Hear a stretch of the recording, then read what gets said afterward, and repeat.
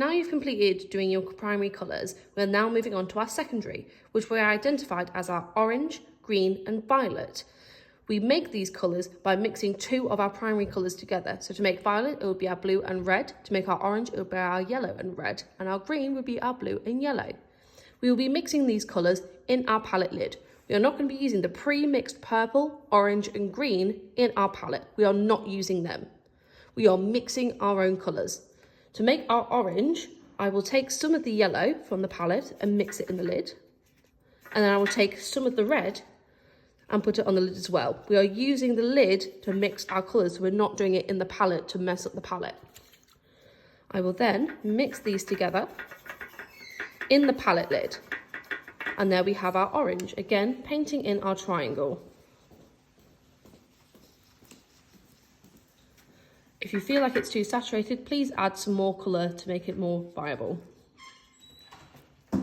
Again, we repeat this for our violet and our green.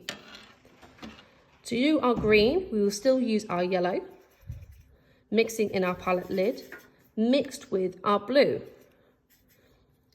Again, using whatever blue you would like, but do not use the pre-mixed green. And mix them together. I find this green is quite murky. I would correct this by adding more yellow or green, like ratios. The more yellow, the more vibrant it is. The more blue, the more darker it will be. I'm quite happy with this green, so I'll start painting it in. Like so. Making sure you don't bleed the colours together. And again, we'll repeat the same process for our violet, which will be with blue and red.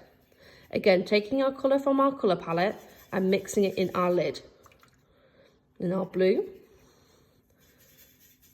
like so. I'm quite happy with that. So again, I'll be painting it in the designated violet triangle. And there we have mixed our secondary colours.